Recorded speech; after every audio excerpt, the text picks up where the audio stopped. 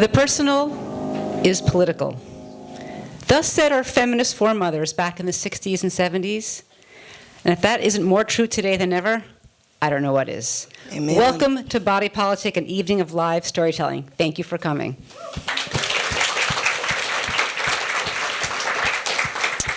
I'm Danielle Ofri, Editor-in-Chief of Bellevue Literary Review, and I'm so happy to be joined by my co-host Ashley McMullen, freshly plucked off the plane from California, a board member of BLR, and a primary care doctor from California. Welcome, Ashley. Thank you. It is a gift to be here.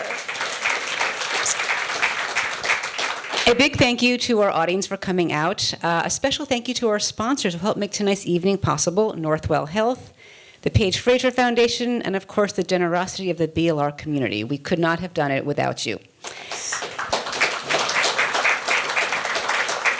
So Bellevue Literary Review, and this is a copy right here, is an award-winning literary magazine that publishes fiction, poetry, and nonfiction about health, illness, and healing.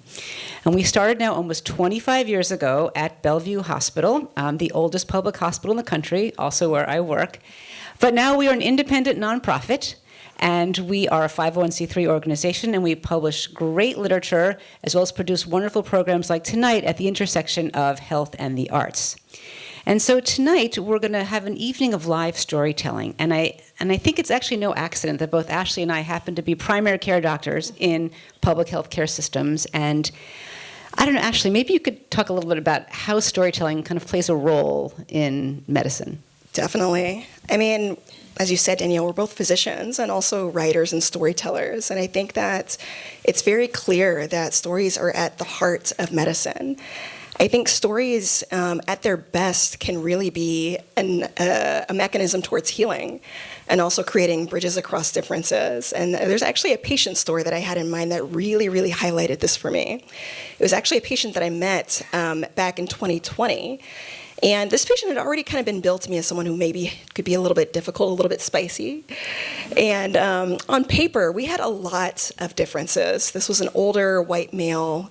He was actually politically conservative leaning. He's a Vietnam War veteran and a union laborer. And he had a very deep distrust of doctors and anything having to do with the government. And I obviously am a doctor and also work for the government. So it was a pretty tense exchange when we first got started, and I remember kind of sitting with the actual choice, knowing that I did have a choice to kind of see if there was a possibility of kind of looking beyond my own assumptions and knowing that it was going to take some time and some energy to actually see the story behind this gentleman.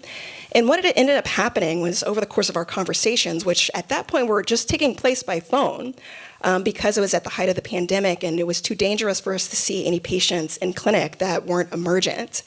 So we literally and figuratively could not really see each other.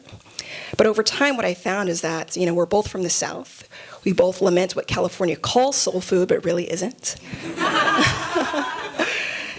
One of the things that he also shared with me was that, as he was getting older, jobs that he was normally qualified for as a union laborer, he was being passed up for. He was noticing that people were quick to dismiss him, to make assumptions about him and his abilities, and really to devalue what he brought to the table. And I knew a little something about that as well. But most importantly, what we shared towards the end of the year was actually grief. We had both lost people that were really close to us, and we got to talk about that. And over time, he really came to trust me. And one of the first times we actually met in person was when I convinced him to come get his vaccine. Yes. So at that visit and every subsequent visit, he always tells me, Doc, I have a lot of love for you. And I always say, I feel the same way. And what I learned from this patient, and I continue to learn, is, not only, again, that stories can be a form of healing, as they were for both of us, mutually, but it was a way of us seeing parts of each other in the other person. And that was really important too. And that's actually my hope for each of you in the audience, is that as you listen to our storytellers today and their stories, maybe find the intersections in your own stories. And hopefully, you'll have a chance to share them with the folks around you as well. Thank you, Ashley. That was so beautiful, and I think it really, give it up. It really emphasizes how storytelling plays a role in healthcare and why we're choosing to use storytelling as a medium for tonight. And our topic is body politic, which has been our theme for the year. Our current issue of BLR is the topic is body politic. And by the way, there are free copies outside, so don't forget to grab a bunch, both current issues and classic issues. And, when we think about what it's like to be out in the world with our bodies, our health, our families, we don't only write the story ourselves. The story is written around us. It's written by the government, our community, rumors, people around us, religion, political parties. All these different things play a role. And although we think we have agency, and we do to some degree, much of that is buffeted by the body politic around us. And we can't really examine fully our health and ourselves and our bodies without thinking about what is there in the world around us. So tonight we have 6 brave souls, 6 storytellers who will come up here live on stage, no notes, to tell you true life stories about how their bodies and how their health intersected with the societal forces around them. And so as part of introduction, we thought we'd ask each of them a question. And one of the questions we asked them, since our theme is about body, if you could pick one part of your body and give it a superpower, what would it be? And so first, of course, I want to ask the good Dr. Ashley McMullen, what would you pick? Yeah, so as I was actually doing my hair this morning, I was just like, I wish my hair could just do itself. That would be perfect.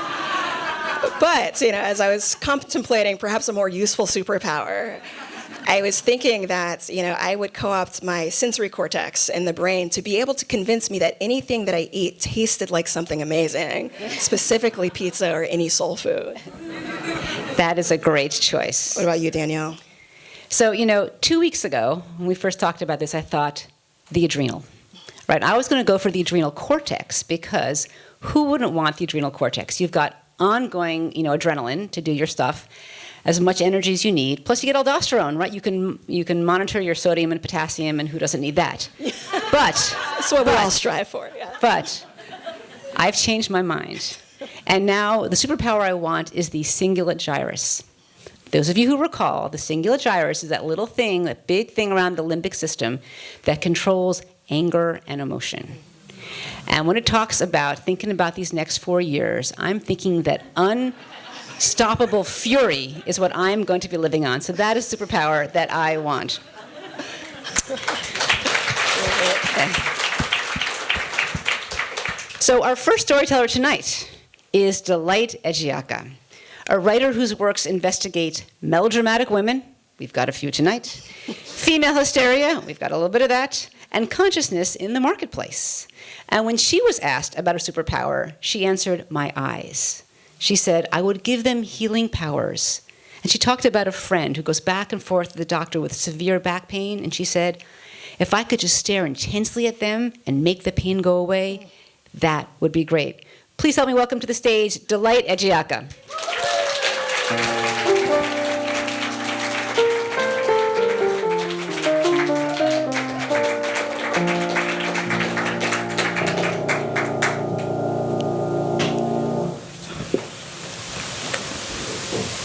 I am very averse to skincare trends, and the reason goes all the way back to when I was born. I am the first of 5 children, and my mother had a very tough and long labor. But she said that after I was born, she saw the smile on my face, and she forgot all about that. When I was born, I was, as they said, a very light-skinned child. So fair, the doctors thought I was an albino. And they all praised this light-skinned baby. She's so light-skinned, such a precious baby. My mom was so happy. She prioritized appearances because she knows its power to make a way for you in the world. And she wanted the best for me. So, like every good mother, she took care of my skin. She made sure I was always moisturized. I was never ashy. She made sure I was well taken care of all the time. But I grew up and became a middle schooler, and I forgot all about that. I did not care. I would go out in the sun and play with my friends. We would play in sand all day, all night, from dusk to dawn. We lived in a compound with tons of other houses in Lagos, Nigeria. So all my friends would gather and would just keep playing and playing till my mom made me come back home. So over time, I got darker. And my mom was worried. Delight, this is not your complexion when you were born. I don't like this. And I'll be like, okay. She's like, take care of yourself. Make sure you moisturize, stay out of the sun. And I'll be like, yeah, sure, I will. But I forgot about that because who doesn't want to play in the sun? So I kept doing that. And I got darker and darker. And she decided that I needed an intervention. So one day, she took me and we went to the marketplace. We went to this huge skincare store. It was a huge warehouse. There were skincare products from top to ceiling. And the owners were the most light-skinned people I had ever seen in my life. I could not believe such people existed. So we walked into the store, and the lady said, hi, how can I help you? My mom was like, thank you. This is my daughter. Like, when she was born, this was not how she is, but like, now she's so much darker. How do we fix this? So she looked at me, and she examined my arm, and she noticed, this is her original complexion. I'm going to find some products that can help her go back to her original complexion. So she went back into the store and came back with a bunch of products. And now, these were expensive products. The cost of these products will eat deep into our grocery budget for the month, but my mom thought it was worth it. So, after much bargaining, they decided on 2 products, a cream and some soap. So the cream was a white container. It had things like toner, clarifying lotion, brightening lotion.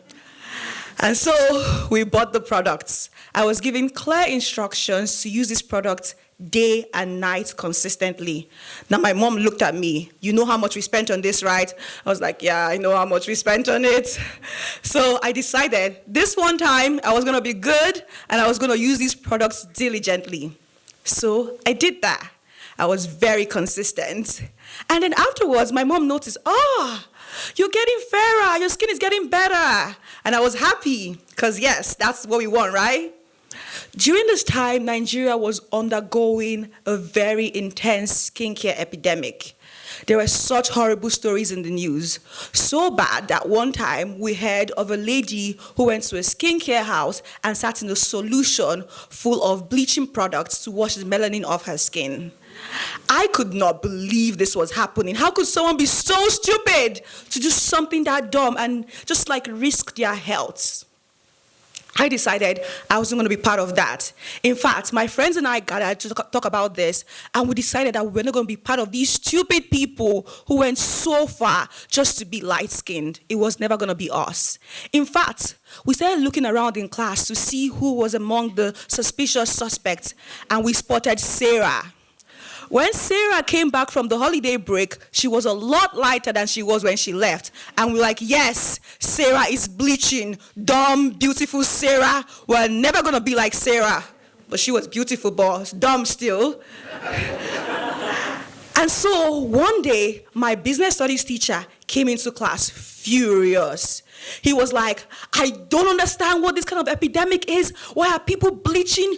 Do you know that bleaching can cause kidney failure, skin cancer? In fact, you can get permanent skin damage so bad that you'll be unable to receive a blood transfusion. We were like, yes, tell them. Look at them bleaching their skin. Tell them. Then he said, I'm giving you a challenge.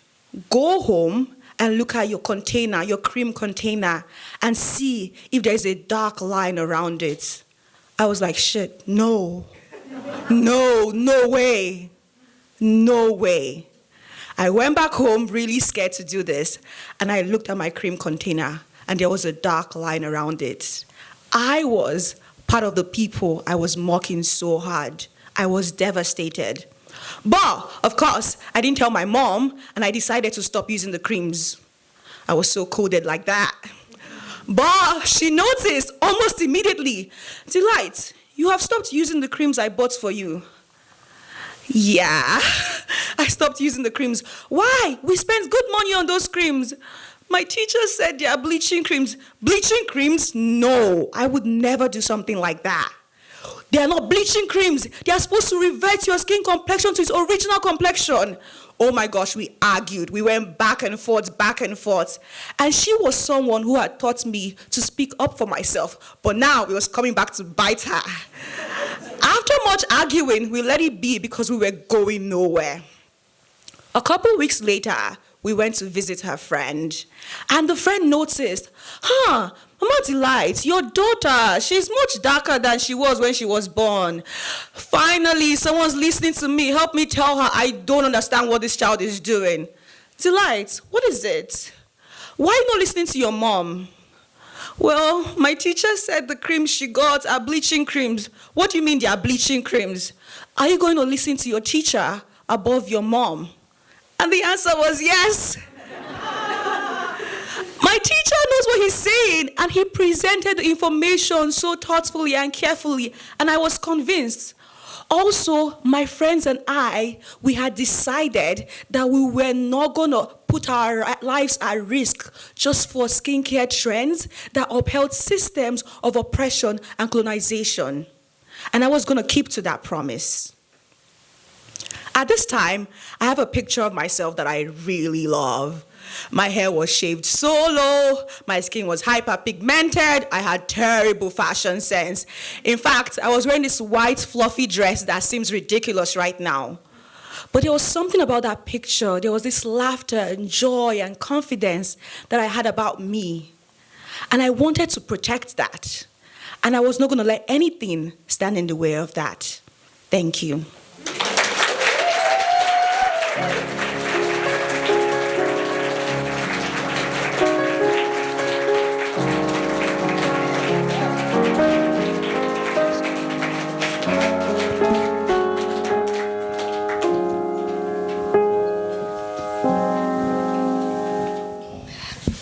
When I hear that story, the first thing I think about is just how sad it is. You know, we start at such a young age teaching, young girls especially, what parts of their body are acceptable and what aren't. And, just hearing how you ended that story, Delight, with a moment of triumph, it just makes me feel very proud. Yeah, and it really amazes me when I think about many of my patients who come in with parts of their body that they are not happy with. And these are parts that they are born with or the way they are, and the lengths that people will go to change them. And I think part of what Delight pointed out is how do we tell the story about our body that is a story that we can live with? And I think that's what she did. And the story, society around us is trying to tell us that story, but we can tell ourselves the right story. Absolutely. I agree. All right. Well, our second storyteller is Sofia Ali-Khan, a public interest lawyer, ceramic artist, and author. When asked if you could select one part of your body to have a superpower, Sofia answered, "Can I have two?" Number one, my index finger to depose corrupt leaders. Thank you. And my skin to photosynthesize. Please help me welcome to the stage Sofia Ali-Khan.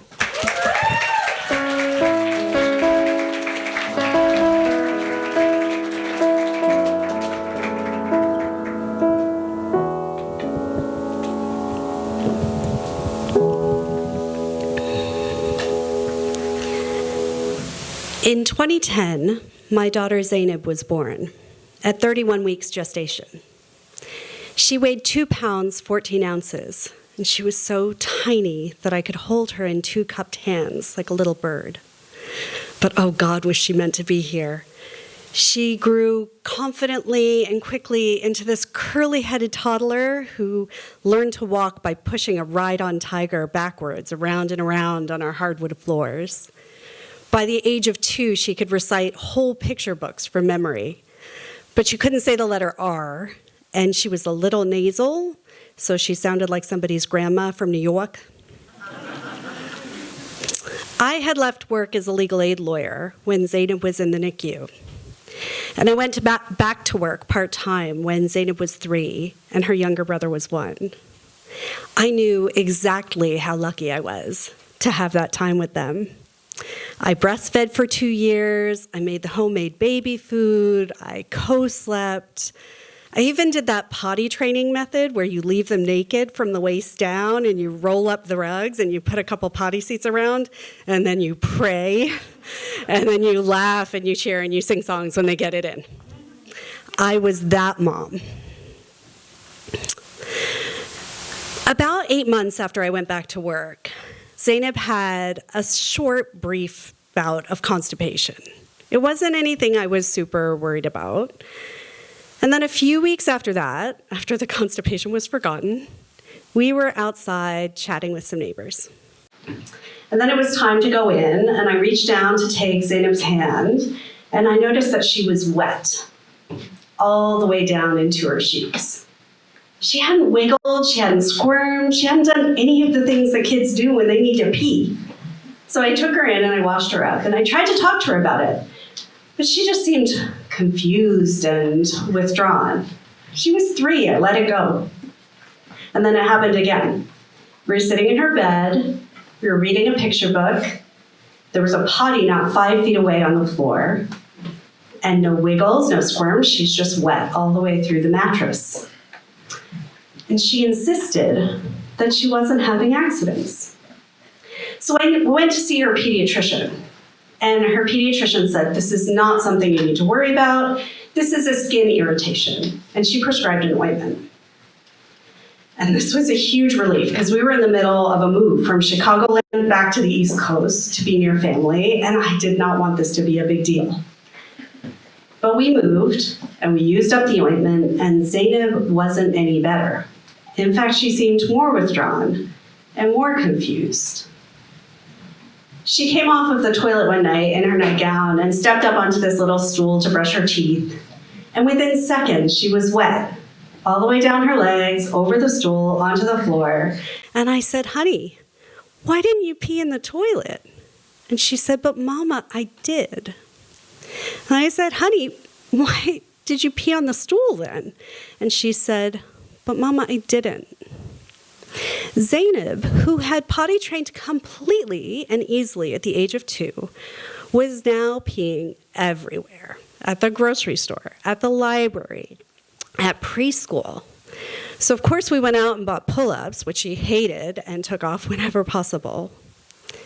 There was no amount of reasoning or talking that seemed to shift what her next pediatrician was convinced was behavioral. She said we needed to use timeouts. And we had never punished Zainab before. She was just turned 4. She'd never needed it. So against every instinct we had as parents, we gave it a shot. And we immediately regretted it. Her neuropsychiatric symptoms exploded, symptoms that we hadn't seen before. She had brain fog to the point where she sometimes seemed like her gaze was fixed. We couldn't get her attention. She was having rages that culminated in hours-long tantrums. She had sensory issues and new pain in her chest and her stomach, food sensitivities and aversions. There was no way that this was a choice. So we went looking for answers. We sought out pediatric urologists, pediatric gynecologists, infectious disease specialists, 25 different doctors in 7 different specialties.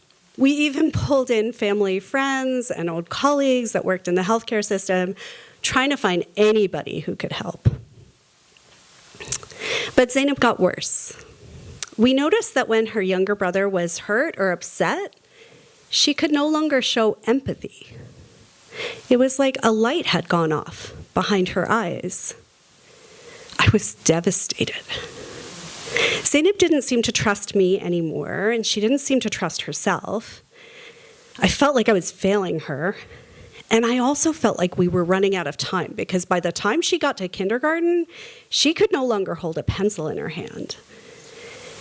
She was inconsolable over an assignment that required her to write a single, simple sentence. So we kept looking. We saw urologists who told us that they couldn't see any patient who didn't need surgery. We had an MRI done to check for tethered spine, endless blood tests to check for inflammation markers. We had ultrasounds and flow studies, but nothing we were ever told to do or prescribed helped. Pills, creams, sticker charts, timeouts, none of it helped. The pills actually were supposed to be an antidiuretic, and they caused a full-body allergic reaction that took Zainab to the emergency room. And no one could tell us why. We found our way to an acupuncturist who had us burning a stick over Zainab's abdomen to warm it, he said, and brewing a stinky tea for her to drink twice a day. But we did it all because we were desperate. We found our way to an allergist. He was actually a family friend who saw us after hours in a darkened office. And he sat with us longer than any other doctor had. And at the end of that session, he said, "I don't know what's wrong with your daughter, but I think you need to take gluten out of her diet." And we did, because again, desperate. And it was like angels singing. Within days, her neuropsychiatric symptoms abated. They didn't go away, but they abated. She wasn't having the rages. She could show empathy again. A week later, a light had gone back on in her eyes. She could hold a pencil, and she wanted to hold a pencil. We were astounded and really thought for a little while there that we had an answer. But Zainab was still in pain, and she still couldn't hold her bladder. If anything, she was more articulate about her pain now, so we kept looking. At this point, I'm spending every waking moment trying to figure out what the heck is going on with my daughter. And I find my way to a book called It's No Accident. And the book has details and diagrams. I am sure that this book has something to do with what's going on in my daughter's body. And I rush to our latest pediatrician, because we've switched a couple times by now. And I show her the book, and I say, "Look, I really think this is what's going on in my daughter's body." And I ask her to order the diagnostic that the book suggests. It's an abdominal x-ray, pretty straightforward. She orders it. But then she relies entirely on the report of the radiologist. And the radiologist, of course, had never set eyes on my daughter, as most radiologists wouldn't. But the report simply said that her abdominal x-ray was unremarkable. And the pediatrician decided not to follow up. At this point, we've been at one of the nation's top children's hospitals for almost 2 years. It has a dedicated pediatric urology clinic, and we have seen everyone in the clinic. About a year and a half in, they started sending us to the staff psychiatrist. And honestly, I was game for anything. But then I noticed a couple sessions in that the psychiatrist was paying more attention to me than to Zainab. I started to worry that they thought I had Munchausen syndrome by proxy, which is a pathology where one person imagines and insists upon the illness or disability of another, and then sometimes even causes the symptoms of that illness or disability. I started to really wonder if by advocating so zealously for my daughter with doctors who could not diagnose or treat her, I ran the risk of being blamed for her illness. I pass, but most of the rest of my family doesn't. We're racial and religious minorities. And I worried that we ran the risk of losing Zainab, having her taken away from us. Now, that might sound extreme to you, but at this point, Zainab is very small for her age. She has dark circles under her eyes. She's almost never dry. She is the only Muslim child in her school.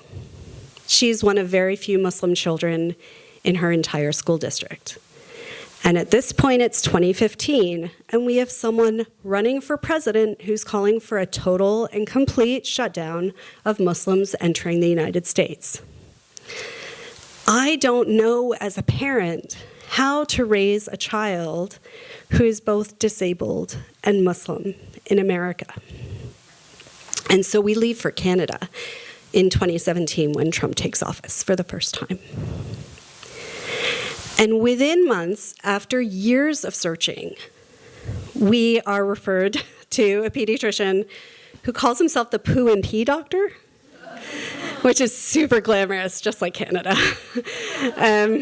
Dr. Sam, from the very first appointment, focuses on little Zainab.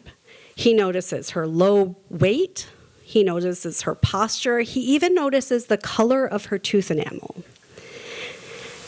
He has her hop up on the table for a 30-second non-invasive abdominal exam. And she's like about 7, about to turn 8 now.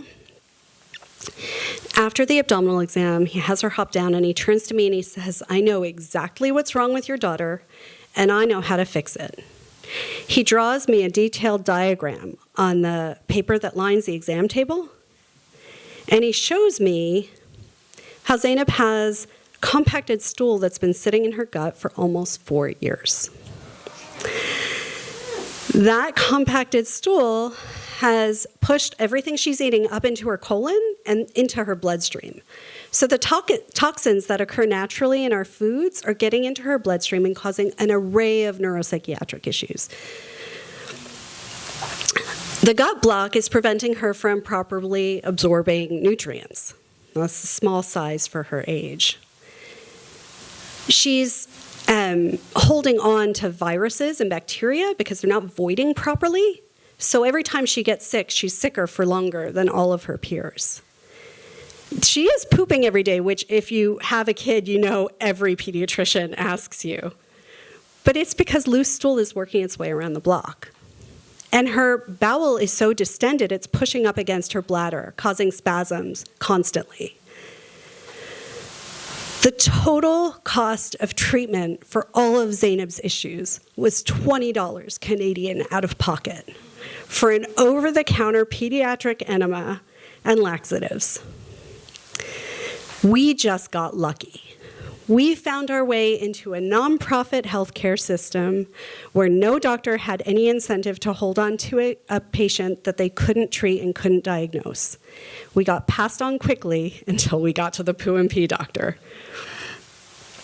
And he happened to know how to do a hands-on abdominal exam and was willing to save the lives of patients who didn't need any expensive treatments or diagnostics. Zainab had almost immediate relief from the pain that she had been in for nearly 4 years by then. And it took 2 years of recovery to get her back to health. We did mental health therapy to help her understand why so many of the adults around her had failed to help her for so long. But we saw her start to grow steadily again. We saw her adult teeth come in strong. We saw her stop feeling like the world was just so out of her control.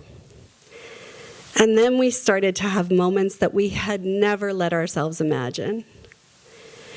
She and her brother laughing and playing, completely relaxed on a lazy Sunday morning. Dropping her off for a kid's birthday party without pull-ups, completely unattended. Watching her zoom through a novel on a single afternoon and then writing pages of her own. And most recently, she performed in her school talent show in front of the entire school, Willow by Taylor Swift, which she smashed. And every one of these moments is still such a miracle. Thank you.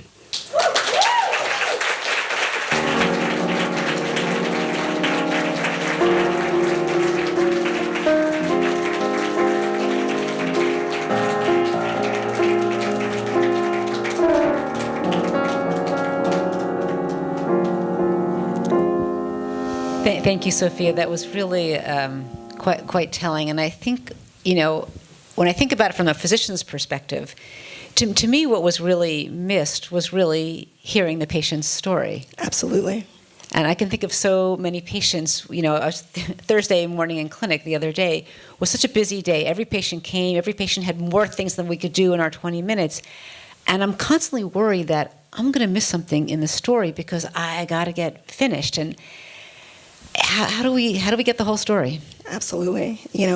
Sometimes you just have to take the time, but it's hard when the system doesn't afford it. And, it's heartbreaking to see the damage that can be done just from the absence of sitting still long enough to hear someone's experience. And I think when I reflect about the societal sort of structure that affects this is, medicine's divided into these different lanes, and ne'er should they cross, right? The urologist won't talk to the gynecologist, won't talk to the vascular surgeons, and everyone's got their turf, and it's very hard when a patient has an illness or a story that covers many different things. We often, are not able to hear that. Yeah.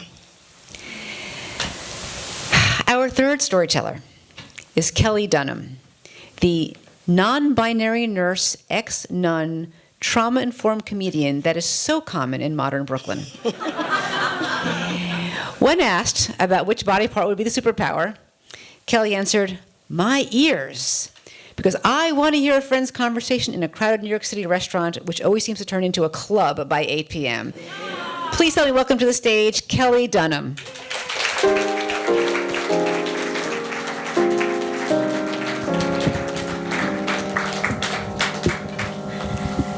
Always a club, 8 a.m. Not 8 a.m., that would be terrible. Just feels like that to me. 7 weeks after I had what I thought was a completely successful, like an award-winning knee replacement, completely successful, I was back in the emergency room. And I had this stabbing, relentless pain. And a joint so swollen that I couldn't bend it, or even I had to contract my quadriceps to even be like, is there even a kneecap in there? It hadn't started overnight. A week previously, the pain had started to get worse, and so I called my orthopedic surgeon. And at the end of the day, his physician's assistant returned my call, and she was, in a little bit in the hurry and a little rushed, and I started explaining. She said, well, knee replacements hurt. And in response, I said nothing.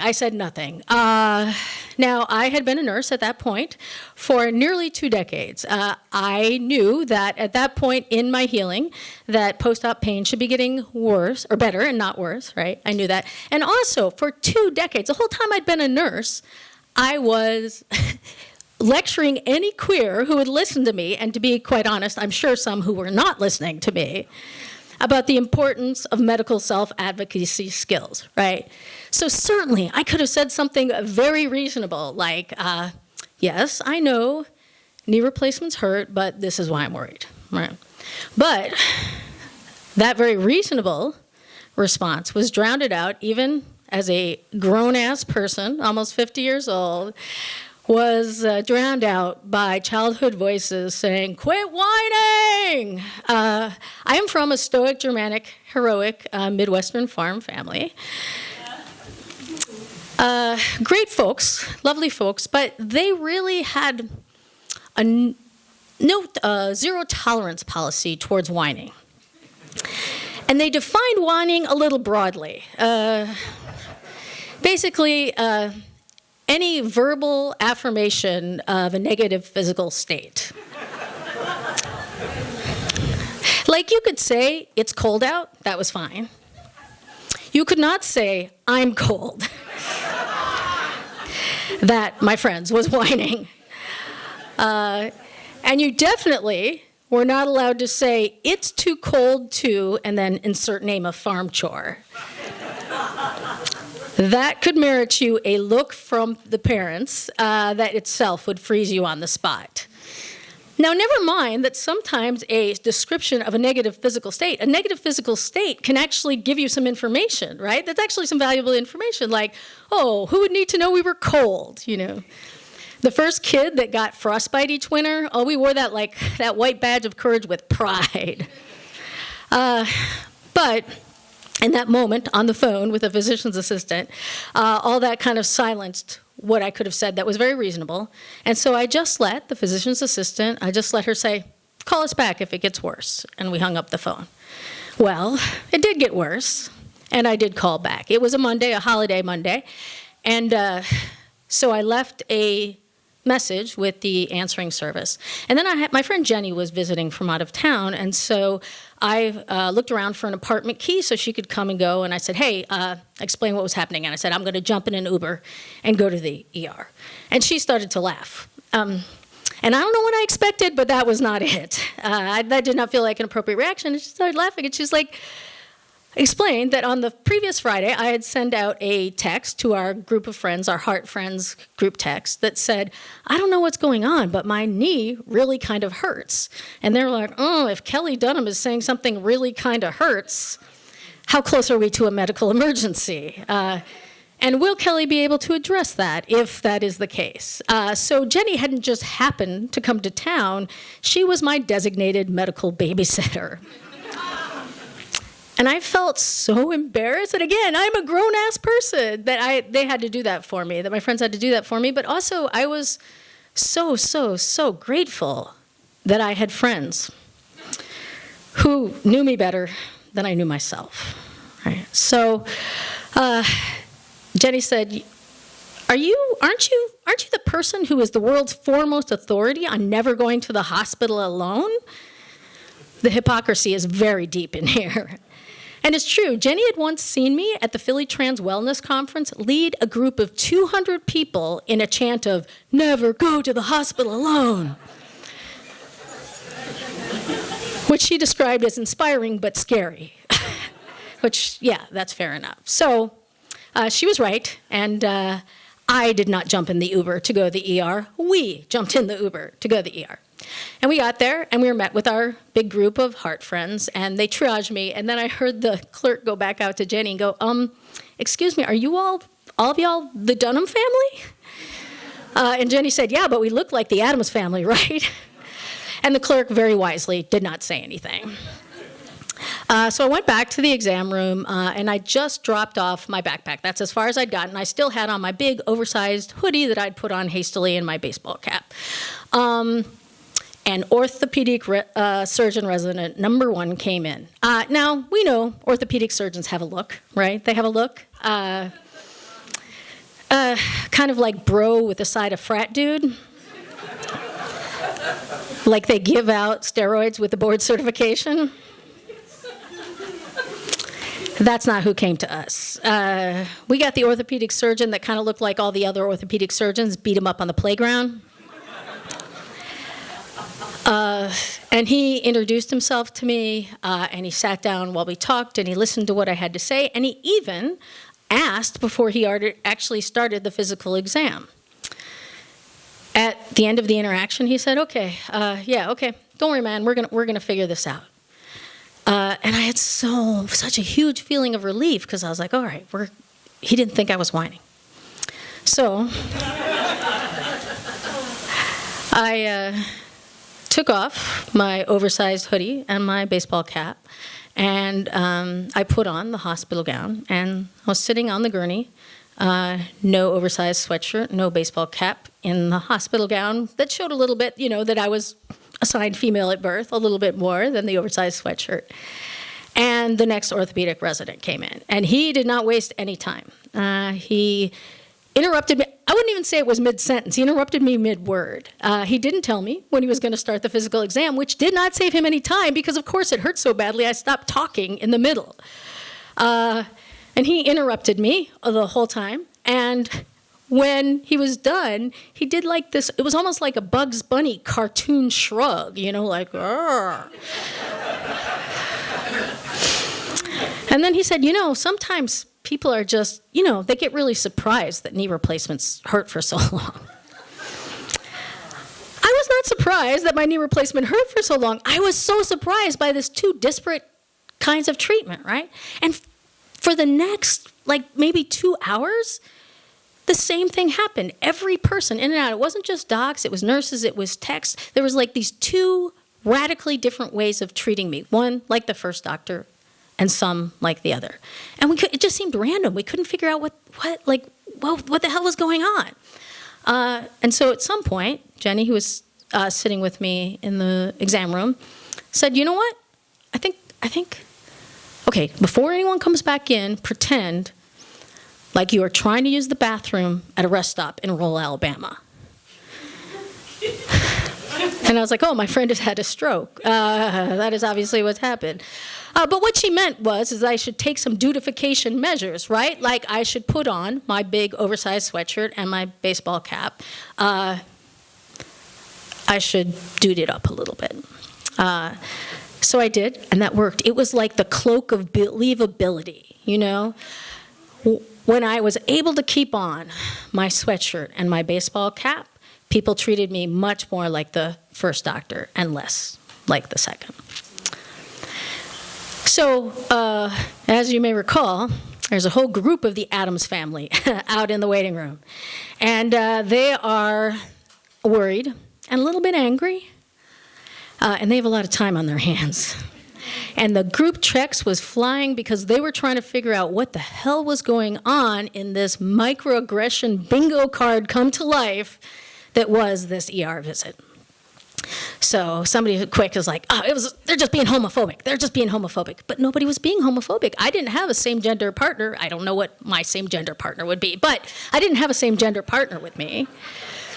And nobody was even giving the Addams family out, and they were letting the Addams family, like, one at a time filter through. They were actually very generous, and you know, they were great with us. So it wasn't homophobia. All right, okay, well, obviously, then it's transphobia, obviously. Kelli doesn't fit in the male or female box, so we're just, you know, people are just more comfortable when she's, like, closer to one than the other. Yeah, definitely transphobia.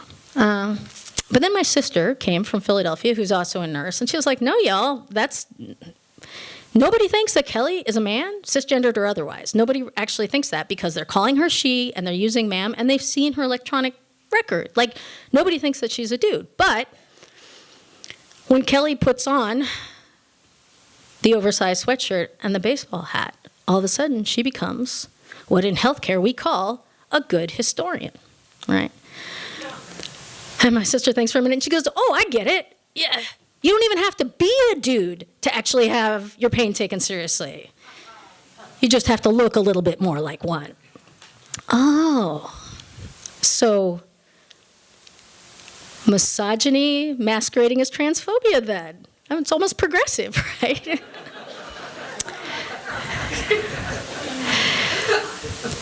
So the doctor number 2 came back into the room, and he had the humility, or perhaps the good sense, to be a little bit sheepish when he told me that my labs were back and I had a raging infection. Raging is the clinical term, of course. So I prepared for emergency surgery. And 10 days later, I left the hospital with a central line for antibiotics and a number of a visiting nurse service who could maintain my central line, and a head so full of worry about what this meant for the future of my knee replacement, because the longer you let an untreated joint infection go, the more likely it is to recur. 2 weeks after I got out of the hospital, I went back to see my orthopedic surgeon. Now, he hadn't been there in the ER. He hadn't been present for all that. I just saw him maybe 30 seconds right before they took me into the washout surgery, right? But I really wanted to tell him what had happened. I just didn't want him to think I was whining. So my orthopedic surgeon looks like an orthopedic surgeon. He's definitely bro with the side of frat dude. He's like a combination. He looks like a combination of like Grizzly Adams and, I don't know, Bigfoot. I don't know. I like him a lot, but I wouldn't want to meet him in a dark alley, you know. And even in the exam room, he was a little bit intimidating. And I kind of hesitated at first, but then I tapped my phone that was in my pocket and just kind of thought of the smiles of my friends, like saying, we don't think you're whining. So I tried to start like as a joke. I was like, yeah, wasn't that fun when nobody believed me? And he stopped typing and turned around. And I was like, what, is this guy having a stroke too? Like, what the hell's going on? Like, is there a fire? Like, what is going on?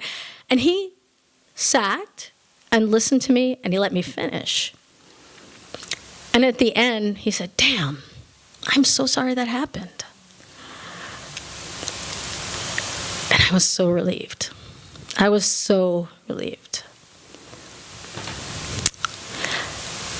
I was so relieved that it wasn't until I got home that I realized I was also a little sad.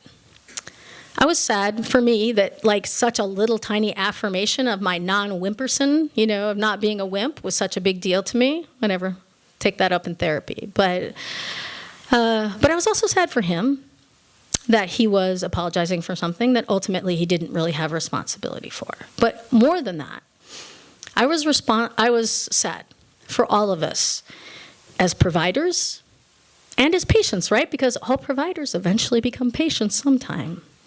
That we work in a system that is so broken and so overworked that the idea that somehow in the midst of all this, we would be able to, what, interrogate the implicit bias that might be, molding our assumptions about patients, the idea that we would somehow do that on the fly is actually ludicrous. And sad about the fact that no matter how hard we try, and I really believe that everyone who came into the room that day, I believe they were doing their best. That even when we're doing our best, sometimes the care we give is not that great. So the other takeaway from this is what I tell people about what they should take to the hospital. I'm like, all right, of course, take your insurance card. Don't go without your insurance card. Take a list of your medications. Take an extra long phone charger. And if you look like me, you should probably take an oversized hoodie and a baseball cap.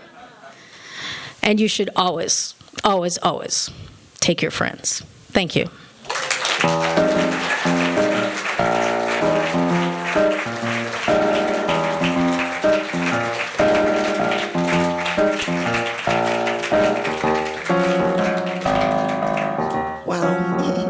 Thank you so much, Kelli, for that incredible story. I have to say, as I was listening, I was like, I want to be part of Kelli's friend group chat. I was, how do I get on that?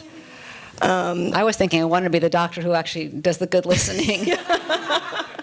As do I. I think that those words were so resonant and also so true in terms of, a lot of us do try our best. But the reality is we work in a system that doesn't allow that to shine through. And, especially when it comes to things like pain, pain for me feels like a biased landmine because it can be so subjective. And even the sense of what someone looks like in a split second can impact your decision. And that's hard to grapple with. Yeah, and I think that as we kind of go through the world in the clinic, in the ER, in the waiting room, is sort of thinking about who's the person in front of you and can you see them fully? Can they be the main character of the story without any preconception? I think is one of the hardest things. For sure. Yeah. We're going to take a short intermission, 15 minutes. Think about some of the stories. Maybe tell a friend one of your stories. Grab some free BLRs and give a quick round of applause for Kwame T. Coleman, our pianist, and Candace Davider and Avery Gordon, our interpreters. We'll see you in 15 minutes.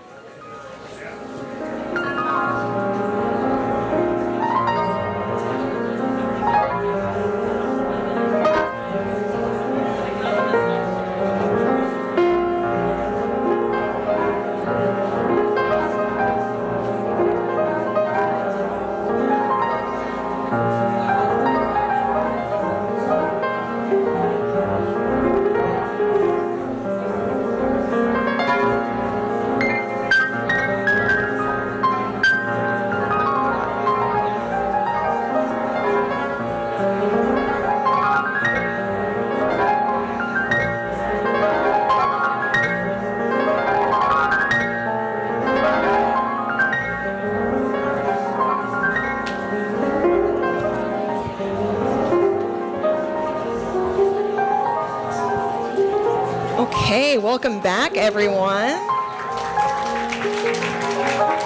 Thank you again to Kwame.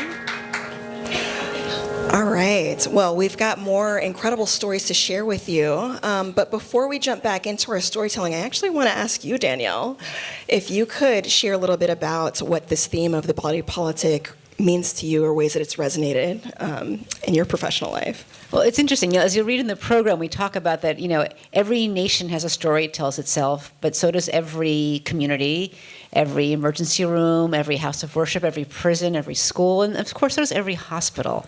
And there's so much about the societal structures that determine how life goes. And I have such a clear recollection.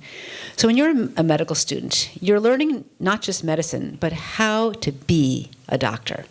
And so when you get that white coat, it is just like, I have made it. And it's not just the white coat, it's where you wear the ID. Is it clipped up here, like the attendings, around your neck, like the house staff, on your waist, on your pocket. But then even more importantly is the stethoscope, right? Which, it's not just any stethoscope, right? And there's a certain stethoscope that nurses get, and there's a certain stethoscope that doctors get, and there's a certain stethoscope you'll see in the stock photos on the internet, and you know that that is not a nurse or a doctor. Those those are not real, right? No one uses those. But for medical students, to be a doctor, you had to get a Littman cardiology scope, and I got mine. And you can put it in your pocket, curled, peeking out. That's what the attendings do, or around your neck, like the interns. I went for around the neck. And so I was going to see my first patient. And so I walk into the room feeling like a doctor. White coat, ID card, badge here. I've got my stethoscope. I'm talking to the patient. Security guard walks by and leans in and says, "Oh, visiting hours are over." And I'm like, do you not see? Stethoscope, white coat, ID, nothing. It was invisible. And it really made me think about what makes this up? What makes these rules? And that is our little beehive, our little body politic of the hospital, and how we tell our stories and label and dress ourselves is often determined by others. Oh man, I love that. And I've been there. Well, why don't we go ahead and move forward with our next storyteller. This is Ginelle Testa, a queer, sober, and body-positive author who lives in Boston. When asked if you could select one part of your body to have a superpower, Ginelle answered, "A belly that is not too ticklish to be tattooed, because belly tattoos are beautiful." Please help me welcome to the stage Ginelle Testa.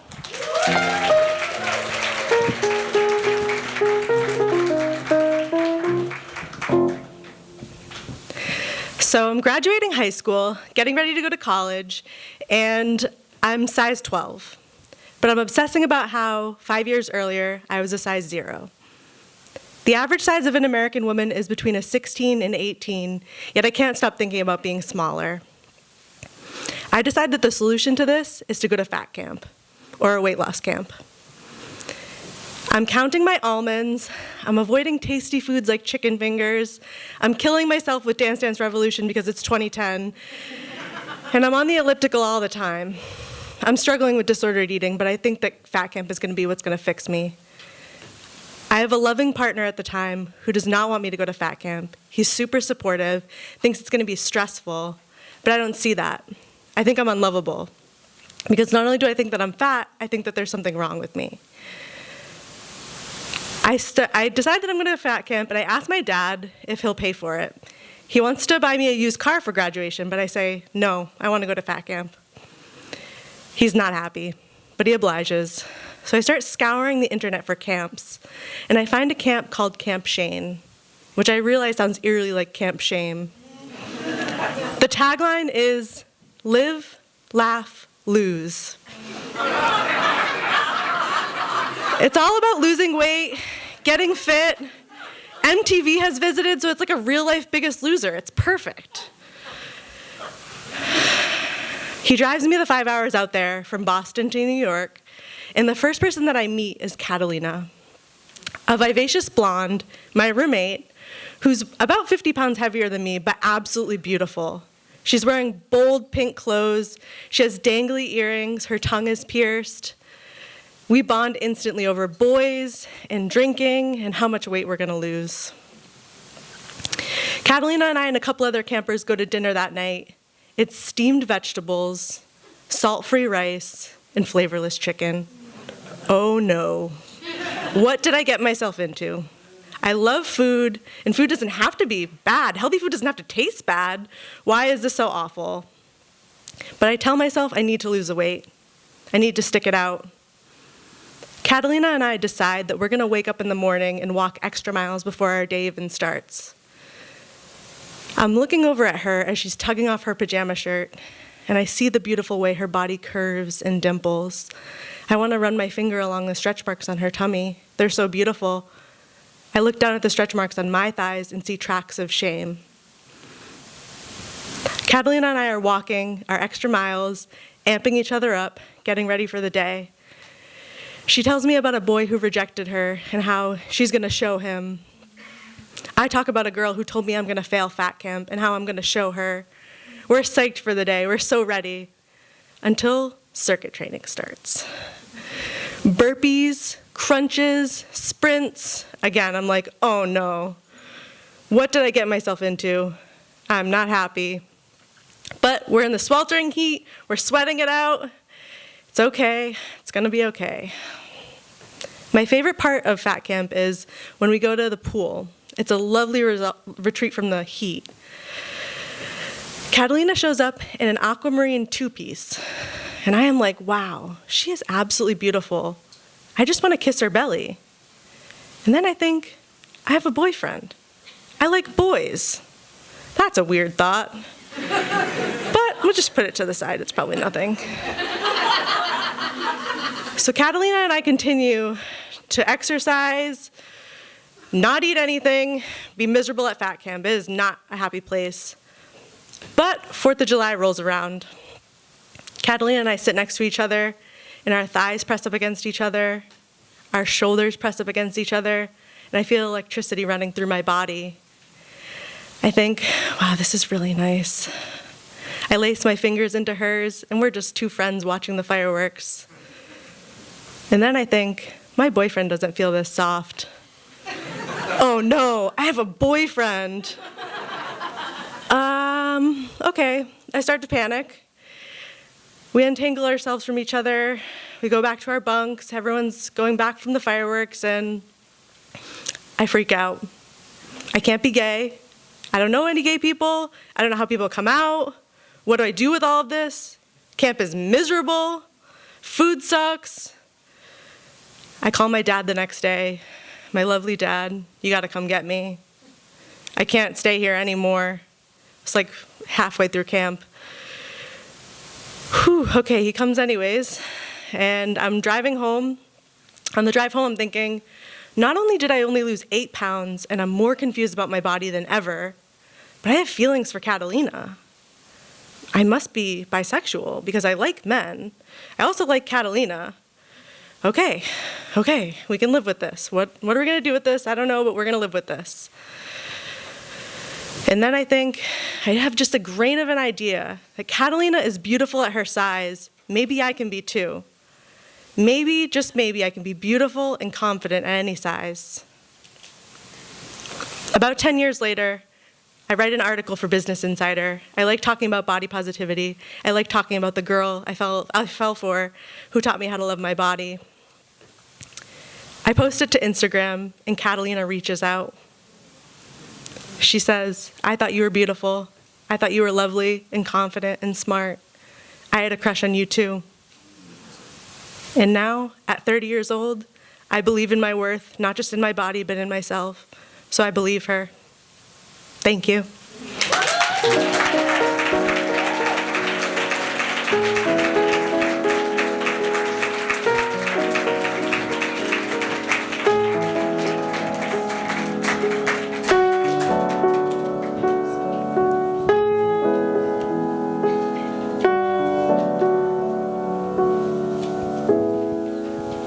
Thank you. That was such a beautiful story. And I think it's so resonant for us because the way we tell stories about our community, about our country, we tell stories about our body. Mm-hmm. And I think we can actually refashion those stories.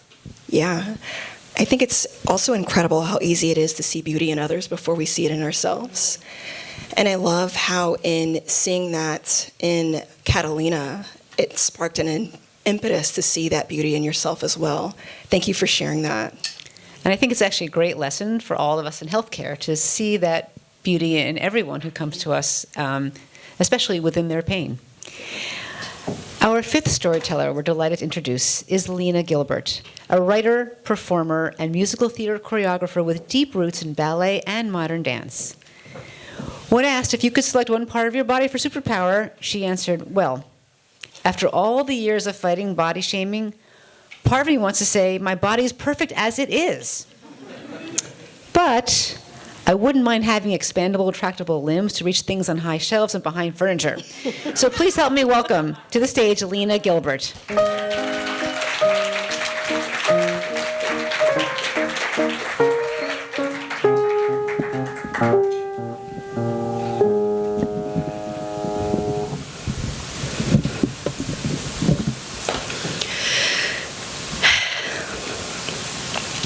It's the day of my 17-week checkup, and I'm so happy to be seeing my midwife. I love what they call midwives in French, sage-femme, wise women. I mean, isn't that really the most obvious choice for who to see when you're pregnant? Her living room, or her office feels like a living room, and everyone's super chatty as I'm called in to jump up on the table and listen to baby's heartbeat. My midwife has this little handheld device that it's like a short microphone, and she puts it to my belly, and we hear that first whoosh, whoosh. And it's like, oh. And then she goes, oh, wait, no, that's your heartbeat. We're looking for the really fast one. Babies' hearts beat noticeably faster. And so we're all listening as hard as we can. And eventually, she admits that she can't find the heartbeat with her little handheld, but not to panic, because sometimes these little suckers are just hiding. She calls a midwife colleague who works at labor and delivery at the hospital just a few blocks down. It's a little too late in the day to get into the regular ultrasound office. She's calling in a favor. So I go the couple blocks to the hospital, and I find labor and delivery, and it's really quiet in the late afternoon. And I hear the midwife talking to a doctor behind the curtain, and the doctor is saying, what is she doing here? She shouldn't even be here. She's not our patient. And I hear the midwife say, please. So the doctor comes in and picks up the ultrasound and puts it to my belly and says, yeah, there's no heartbeat. And he walks out the curtain. And I think, okay, so how do we fix the heart? And then the midwife looks at me and she says, I don't know you, but I'm so sorry.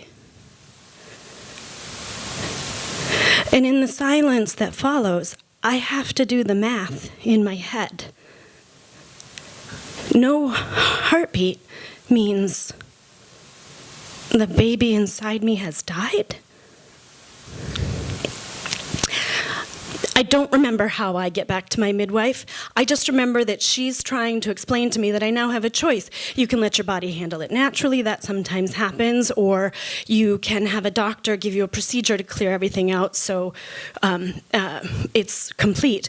And I just remember saying to her, I choose that no one touches me and no one touches my baby. I've been really invested in this pregnancy for 4 months, and it takes a couple of days for me to get my head around it's all over. Because nothing's happened. I'm not bleeding, there's no cramping, I still have my little baby bump. It's just gone silent. I get there. I understand. I can't ignore this. This is a bad outcome. I do know the word sepsis. And this is when I have to realize I'm not under the care of an OBGYN. Because we don't have a healthcare system in our country, we just have these pockets of choices that we can make. There are all these gaps and holes that you'll never know exist until you've fallen into them. And it just so happens that I'm pregnant during a season when New York City goes from a couple of hospitals give home birth midwives admitting privileges to 0 hospitals give home birth midwives admitting privileges. And at the time, I'm not following the politics. I'm just trying to have a baby. So now it's like my full-time job to find a doctor. I talk to my girlfriends, I call all their recommendations, I go through the list of in-network doctors in my insurance, I call doctor's office after doctor's office, and they always say, so what was the first day of your last period? There's a little more to my story than that, I give them what they ask for, and they all say the same thing. Oh, I'm sorry, you're past 8 weeks. The doctor won't take any no OB patients who've gone past 8 weeks. What? None of them? If I had cervical cancer for more than 8 weeks or diabetes for more than 8 weeks, would any doctor tell me, ooh, you should have called sooner?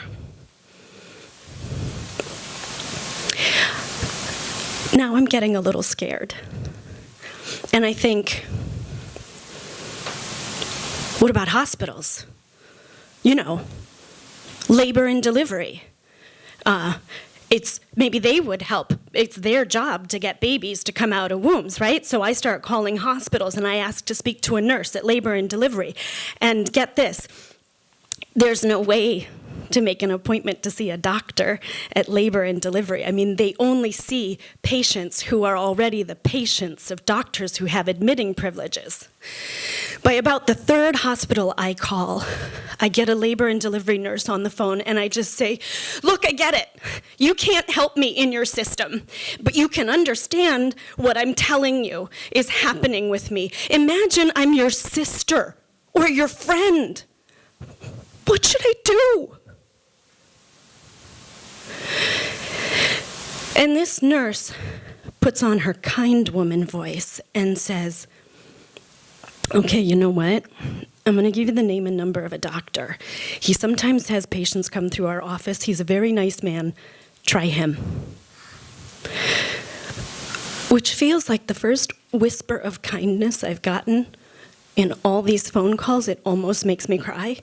I mean, I have my doubts that calling one more doctor will be any different than any of the others, but I take the information. And something makes me Google him before I make the call. Yes, his name and clinic come up. And I scroll through several pages on the website before I understand what they're saying without saying it.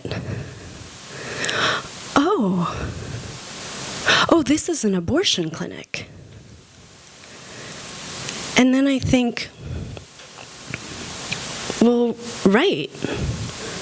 I mean, that's basically what I'm looking for. I need someone to clear out my womb. They have doctors there who do that. So I make the appointment and I go to the address that they give me over the phone. And, you know, I've seen what happens. I've seen footage of what happens around abortion clinics in America. And I expect protesters and chaos. And it's another Midtown high-rise. But there are a few clues. There are concrete barriers to stop cars from smashing into the building, and long lines to security with security officers who look really alert, and big men with terrifying automatic weapons stationed at different points along the entry, and I think, nice. New York really cares about protecting a woman's right to choose. This is awesome. And I feel completely safe and protected going through security. And then I see more men with guns, so that's obviously where I'm going. And I get to the office they're guarding, and as I'm about to open the door, I look up and read, Consular Services for the State of Israel.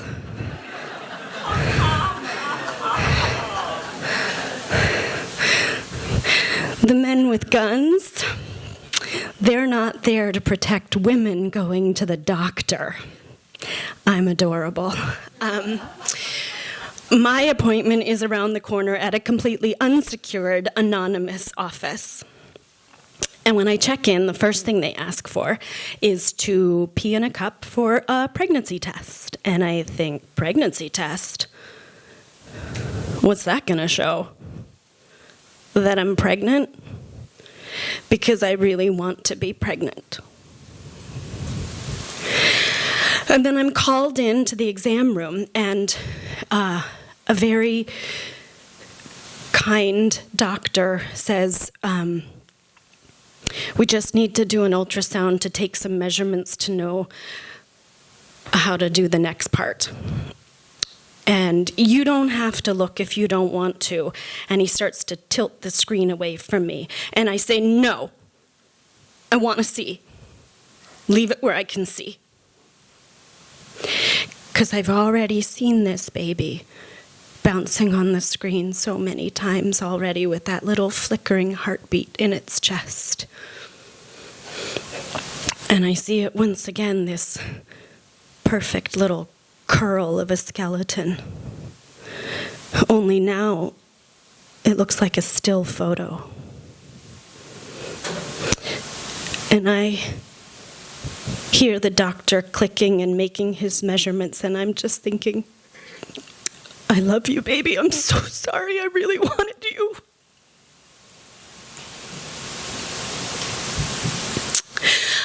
And when he's all done, he says to me, I'm so sorry. I know this is awful. And I appreciate that. The procedure itself happens in a blur. I'm given general anesthesia, and I'm woken up, and I'm given juice and cookies, and someone shoves me out to reception to check out. And the woman at reception is shuffling papers and looking at my insurance card, and then looks up and says, your second trimester, and your insurance doesn't cover anything after first trimester. And I'm in my post-op haze, but I try to snap awake and think, okay, information, she needs information. And I just managed to say, look, my baby was dead when I walked in here, so that's probably a different insurance code, isn't it? She goes to ask in the office and comes back and says, you're all set, it's fine, you're good. So I'm done. I just pick up my bag and head to the subway. And I'm standing on the platform thinking, I'm bleeding. No one knows that. I'm just another lady heading back to Brooklyn. I'm bleeding in that discreet way that women bleed. My womb is emptying. I'm not pregnant anymore. I was pregnant yesterday. Today I'm not pregnant. And there's no baby in my arms. If I could give you one piece of advice, my midwife had said to me, grieve. Really, really grieve this baby, whatever that looks like for you. The best way to make room for a new baby is to grieve this one. Feel all of it. And it's not a very clear direction, but I take it. And when I get home,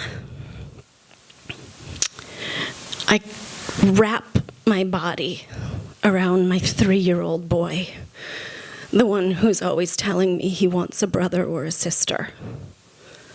And then I take myself to bed, and I curl up in the fetal position and grieve.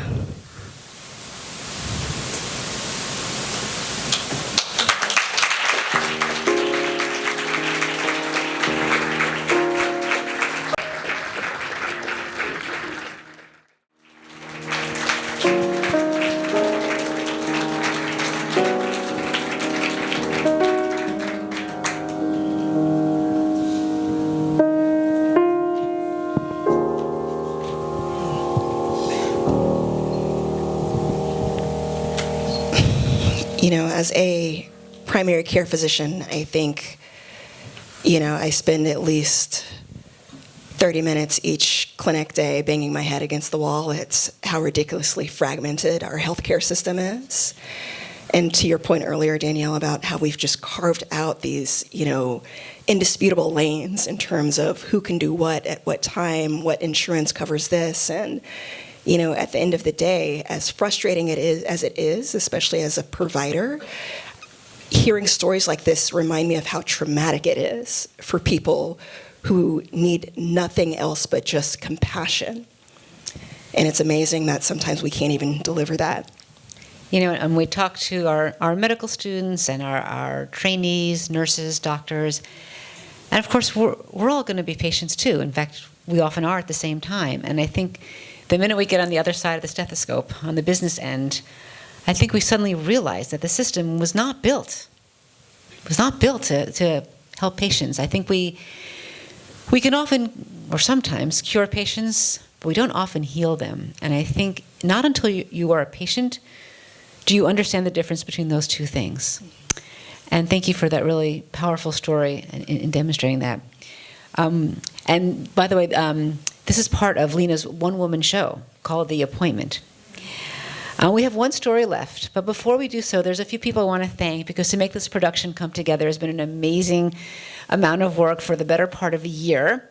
And so, of course, I want to again thank our sponsors, Northwell Health, the Paige Fraser Foundation, and the generosity of the BLR community. I want to thank some of the BLR staff who did incredible work, including Amanda Chen, Stacy Badziak, and Rosalind, Aparicio-Ramirez, and Melissa Pagnata. Our wonderful storytelling coaches and directors, Maggie Sino and Catherine Burns. Our beautiful and amazing ASL interpreters, Avery Gordon and Candace Davider. The wonderful pianist, Kwame T. Coleman. The film crew who makes the live stream possible and is filming this, including David Quiroga and Matt Goetz from SocialJack Media. And the incredibly wonderful staff from Symphony Space. We could not have done this all without you. And of course, my wonderful co-host, Ashley McMullen. And thank you too, Danielle.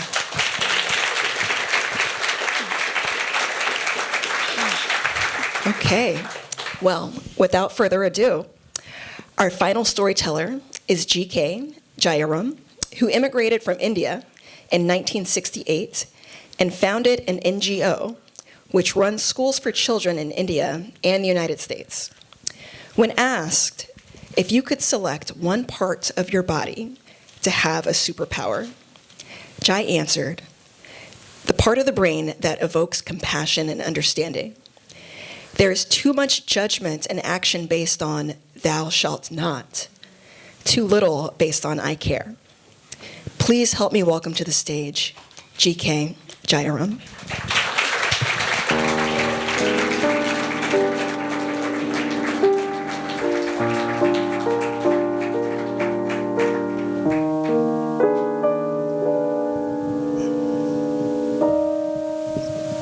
Hi, I hope I can do this well.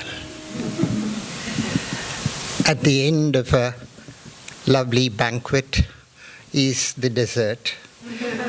But these days, dieting makes people scared of the dessert. Don't be scared of me. Please come with me. It's time travel, you don't have to pay. And we will travel halfway around the world to a sweet city, my city, called Bengaluru, India. It is a sunny morning in spring.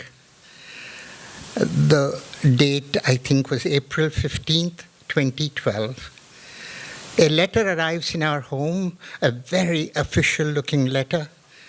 My wife opens it and calls out to me, Jai, the skies have fallen down on our heads. That's a proverb in our language, which means the shit just hit the fan. In Queen's English, of course. And you see, the letter orders us to close down the schools we are running for poor children. You see, we spent our adult lives in America and returned to India 10 years earlier and have been working for the education and feeding of children who are the poorest of the poor in several cities. And the letter mandates that we must close down the schools for owing to serious infractions. I know several languages, and choice expletives spring forth spontaneously in my head. I delete them, and I rush to the office of the officer who has signed that letter. His title is Director of Public Education. The acronym is DOPE. I'm still a bit raw after 12 years. I gate crash. In India, at least, age has its privileges. I bully my way through. He takes one look at the letter. He takes out a huge tome of a volume. He jabs his thumb at a bookmark, opening it. He says, "This, sir, is the State Education Act of 2008.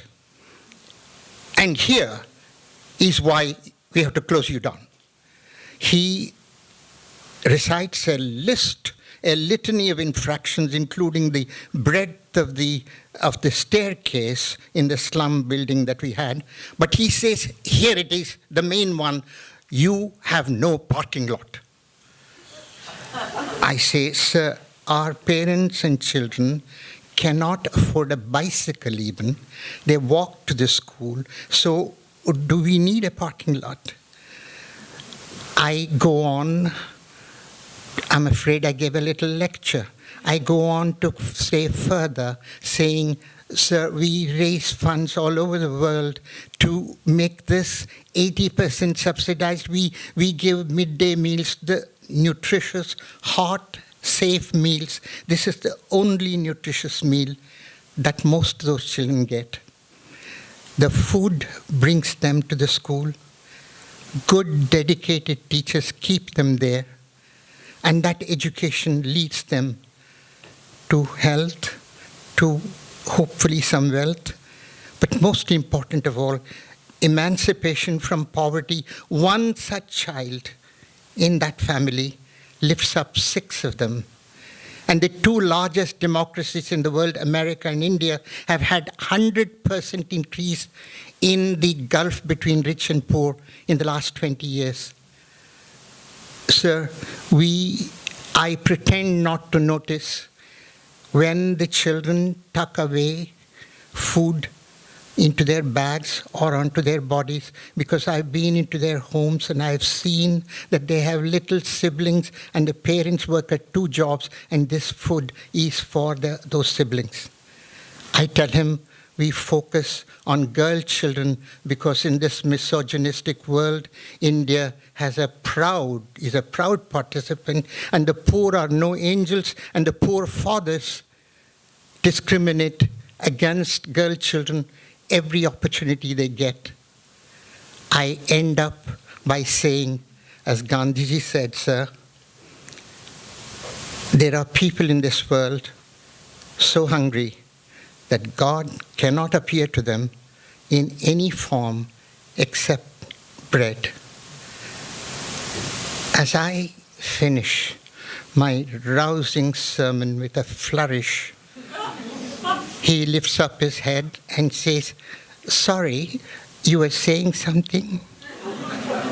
I then feel so much of what Jesus must have meant when he said, "Forgive them, Father, they know not what they do." And then he delivers the death blow. He asks me, "Have you ever run a school before, sir?" Sir is the British legacy, one of the few.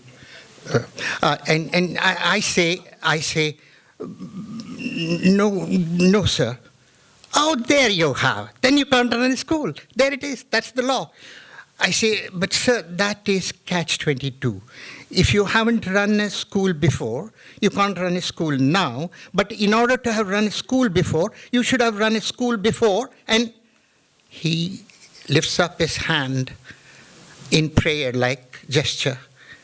And he asks, he first says, I want to forget that. He says, sir, you are old. You see, I consider 71 as late middle age, which then goes on to later middle age and latest middle age. That's where I am at 83. And anyway, I'm not about to alienate him. Then he says, why do you want to do this school thing? Why don't you return to America and have a good time, as I'm told everybody does there? I begin to tell him, sir, I do this school thing because I was one of those kids. But then a phone call interrupts. Clearly, it is from his boss, and he turns around his back and begins to talk with respectful whisper, and I am left to reflect upon more memories of why I was doing the school thing. You see, I was born in a small town hospital. They were few and far between. My father was a forest ranger, and we lived in the forest, and we came across the river, and they went. This is all hearsay. Yeah? I am precautious, but not that precautious. I don't remember what happened, but my parents told me this. And when I was born, I had a distinctive feature.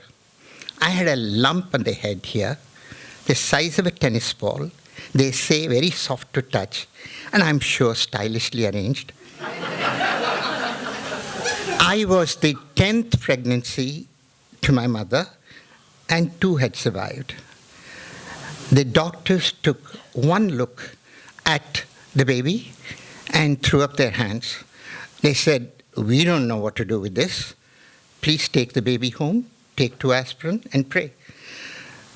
You see, my father, then he reports to me, he asked them, doctor, can we take the baby to the big hospital in the British Raj? It was British Raj, long ago. And in the capital city of Mysore. The doctor took a piteous look at him and he says, sir, that is for British Mem Saabs and Sahibs only. You don't look like either one of them to me. So my parents say, well, one more to go, but they won't give up. They come home, they pray, but my mother has a panacea for all ills under the sun, from common cold to cancer, hot oil bath.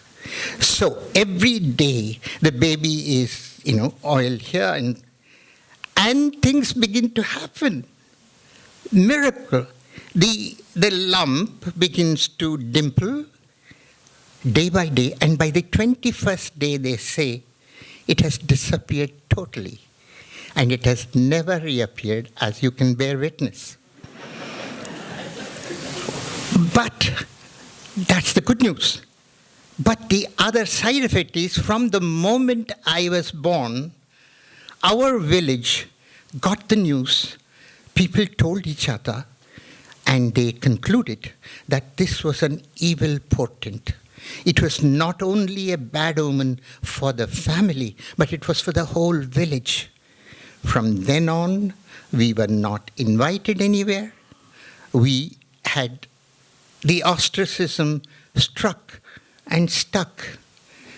When it was time to go to school, I almost didn't go. I felt small. I was small, but I felt small, insignificant, and scared. But I went to school, and then the following happened. On the second day of the school, a tall teacher, I remember still how he looked, he asked me to tell a story. I said, no, sir, I don't know what a story is, and I don't know how to tell. He said, you will manage. You're talking all the time, which was true. And so I went up on the stage and I made up a story. And I loved it. I loved standing there and having you all. And the kids, some of the kids listened. And I think they liked it. But the teacher could sleep. He slept with his foot like that on a little table.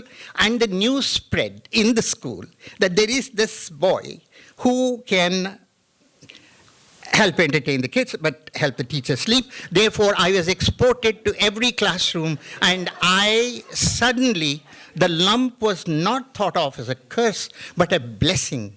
I was invited everywhere to tell stories. This is the latest. And so,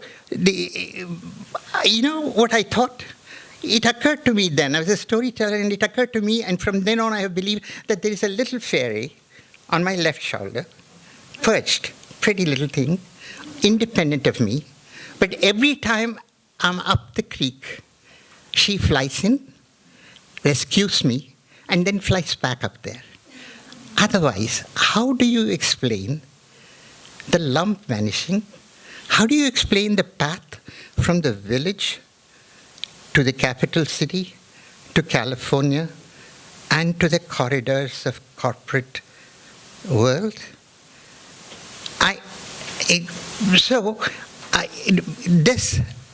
As I am ruminating on this, the phone call is over. The director stands up and says, I'll tell you what. I will give you till the end of the academic year, and then you must close down. With that verdict, he leaves the room. I say, temporary reprieve. Governor's phone call, death sentence deferred. So I go and buy that tome, and I read it from cover to cover. I have never studied this hard to graduate school or anything. And I find a footnote. And the footnote reads, if I remember right, the decisions to close down the school would be reconsidered favorably if the school performs in an exemplary fashion. We were very good at our English. So I say, well, the little fairy is not just helping me, but now she has diversified. She has embraced all our children. So we go to work as a team. What do we do? I forgot to tell you that in this whole episode, I had great admiration for British imperialism. They were such enlightened imperialists that they didn't want to spoil the colonials with such luxuries like modern medicine and education, etc. And therefore, people like us are trying to do this little bit. And then in the school, we do the following. We raise money. Just in case you don't know, nothing in the world moves without it. And we raise money for, and I'll tell you for what, first team building of the teachers and the parents, and then volunteers go to the slums in the morning and wake the children up and escort them to the school so that they actually come to the school. If they're not there, you can't teach them. And hot breakfast. And then we have online tutoring with smartphones and tablets, but first we have to pay the electricity bills that haven't been paid, and then broadband internet, and then download the stuff, etc., etc. All of this happens. Emily Dickinson said, we never know how high we are till we are asked to rise. We have been asked to rise, and I was wondering how high we would be. And then the results are announced. the annual examinations of the high school final, which decides the future of the children. The results are announced, and hold on to your seats. These children from the world's bottom of the barrel, the parents, $1 a day, with both working, no one in the family or the community has ever gone to school. These children of ours score 100% pass, 86% honors. We are one of the best schools in the state, and these are the children who wear no shoes. I rush with the results to the big man's office. He looks at me. He seems to mutter something, the equivalent of, "You're a persistent sort of cuss, aren't you?" But he gives me silently a letter, and the letter says, "In light of the exemplary performance by your students, the government is pleased to rescind the closing order until further notice." Until further notice. 12 years later, the results have continued to be exemplary. Our children have gotten into top colleges. We give them scholarships again, raise money. I have become an expert beggar. They have gone to great colleges. They have had in multinationals, they have jobs in multinationals. They are quadrupling the income for their families, raising the standard of living and the quality of living, health included, to their communities. I think everyone has lumps, and everyone can help. Everyone can be a little fairy to someone else. And one of these days, ladies and gentlemen, one of our children, or maybe many of them, will come here and tell their story, but after finishing their medical rounds at the Bellevue Hospital.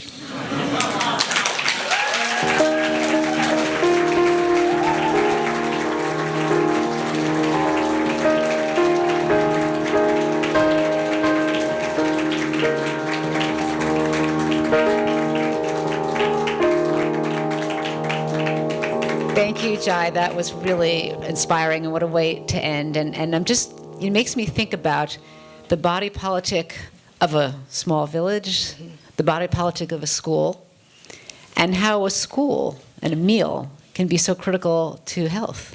Absolutely. I mean, I was just thinking about, those small things, particularly investing in children, and how that ripples through generations and lifts up entire families. So really moved by that story in your work, Jai. Thank you.